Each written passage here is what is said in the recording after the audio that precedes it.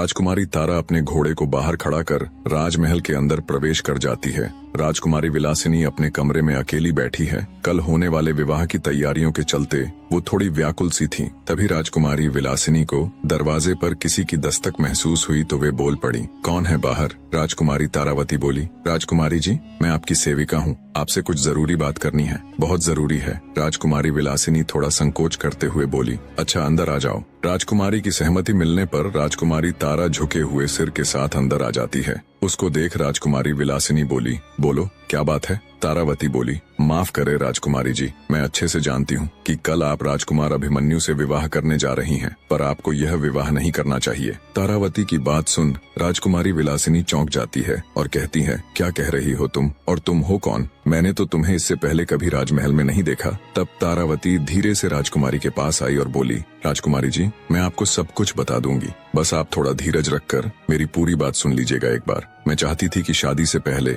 आपको ये सच्चाई जरूर पता होनी चाहिए। तारावती की बात सुन राजकुमारी विलासिनी के सब्र का बांध टूट जाता है। वो सख्ती से बोली, ये पहेलियां बुझाना बंद करो और साफ साफ कहो जो तुम कहना चाहती हो। तब राजकुमारी तारावती बोली, राजकुमारी जी, राजकुमार अभिमन्यु यानी आपके होने वाले पति की पहली पत्नी अभी मरी नहीं है। ये सुन राजकुमारी विलासिनी स्तब्ध हो उठ खड़ी हुई और बोली, ये क्या कह रही हो तुम? सबको तो यही बताया गया कि उनकी पत्नी मर चुकी है। तारावती बोली, नहीं राजकुमारी जी, वो जिंदा है, पर कुछ मजबूरियों के चलते उसने अपनी हकीकत को छुपा रखा है। वो अब भी अपने पति को बेइंतहा प्यार करती है। राजकुमारी विलासिनी बोली, पर वो है कौन और तुम ये सब कैसे जानती हो? तब राजकुमारी तारावती धीरे से अपनी ओढ़नी हटाती है और कहती है, मैं ही हूँ तारावती, राजकुमार अभिमन्यु की पहली पत्नी। ये सुन राजकुमारी विलासिनी स्तब्ध सी खड़ी रह जाती है। फिर बोली, क्या है ये सब? मुझे अब भी कुछ समझ नहीं आ रहा। तब राजकुमारी तारावती शुरू से लेकर आखिर तक अपनी पूरी आप बीती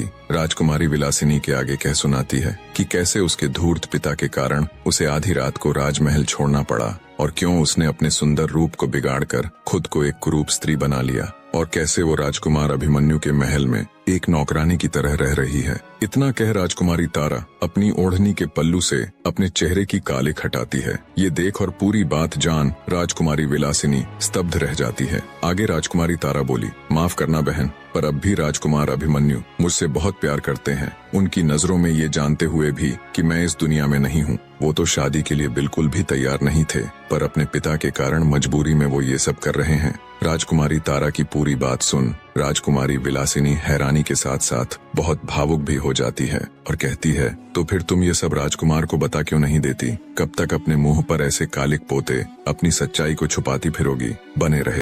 पूरी सच्चाई जान राजकुमारी विलासिनी तारावती से कहती है, तुम ये सब राजकुमार अभिमन्यु को बता क्यों नहीं देती? ऐसे कब तक अपने मुंह पर कालिक पोते अपनी सच्चाई को छुपाती फिरोगी? आगे राजकुमारी विलासिनी तारावती से कहती है, ये सब जानने के बाद मैं तो राजकुमार अभिमन्यु से विवाह के लिए मना कर दूंगी, पर जब राजकुमार अभिमन्यु के पिता कहीं और उनकी शादी तय कर देंगे तो क्या तब भी तुम वहां जाकर उसकी होने वाली पत्नी को अपनी ये दास्तां सुनाती फिरोगी? और ऐसा कब तक करती रहोगी तुम? राजकुमारी विलासिनी की बात सुन तारावती बोली, नहीं राजकुमारी जी, ऐसा नहीं है। मैं बहुत जल्द अनुकूल समय देखकर अपनी सच्चाई राजकुमार अभिमन्यु को बता दूंगी, पर हे राजकुमारी साहिबा, तब तक मेरी आपसे एक गुजारिश है कि आप ये राज किसी को भी नहीं बताएंगी, क्योंकि मैं नहीं चाहती कि मेरी हकीकत, मेरी सच्चाई का पता राजकुमार अभिमन्यु को किसी और से चले। आखिर राजकुमारी विलासिनी भी थी तो एक औरत ही। वो राजकुमारी तारावती का दुख समझकर उसे विश्वास दिलाती है कि वो उसकी सच्चाई किसी के आगे बयान नहीं करेगी